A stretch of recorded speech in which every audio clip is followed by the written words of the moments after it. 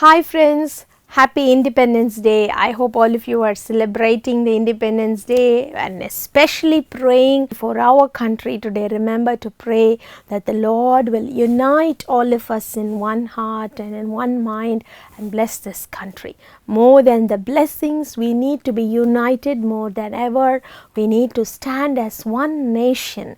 We need to withstand every outside force, and we need to show the world that we are all living in peace and harmony. So pray especially point by point, and don't forget to pray for our country. Today we can see, and we are so excited in the recent past, and we see so many Olympic winners from our country. We are so excited, even babies. That day I saw a small young toddler-like baby lifting weights because she saw Mirabai Chanu on TV. People are so excited because we are so happy to see our Indian brothers and sisters win in the Olympics.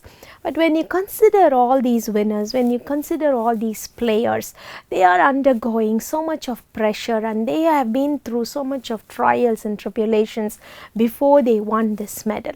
A common point that we can say is all these people worked hard, whether they won or whether they lost.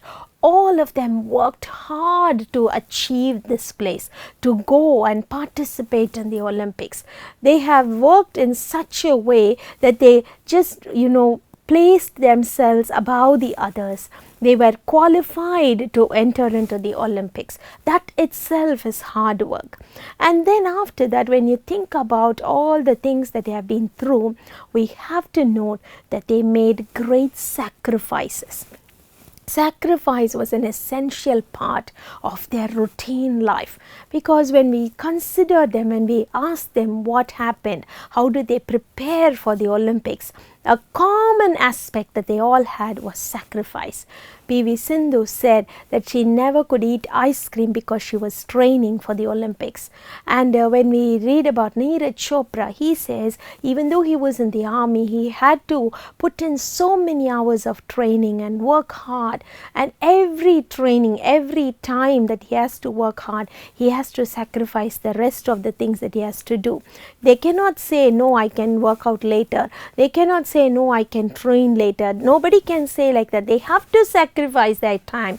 They have to sacrifice their enjoyment. When we read about Mirabai Chanu, she said she lived in a remote area and she could not travel to the sports center every day because there was no transport. So she used to hitchhike with trucks and lorries, and she thanked all the truck drivers, lorry drivers profusely because they helped her to reach the sports center on time. So every person sacrificed something to win that medal. So this honor is a result of sacrifice.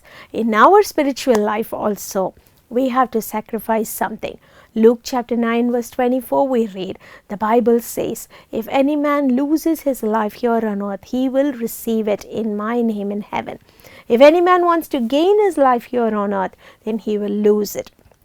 What does this mean? It means that you have to sacrifice your worldly things, your worldly desires. Your mind may say this is important, but when you sacrifice it for the sake of the Lord, you will be rewarded. Satan may say this is good, why don't you choose it? You have to sacrifice Satan's attractions and work for the kingdom of heaven and work towards the kingdom of heaven. So always be sure to make sacrifice a part of spiritual life. Sacrifice yourself, sacrifice the world, and sacrifice whatever Satan brings you in order to gain the eternal glory and honor in heaven. God bless you.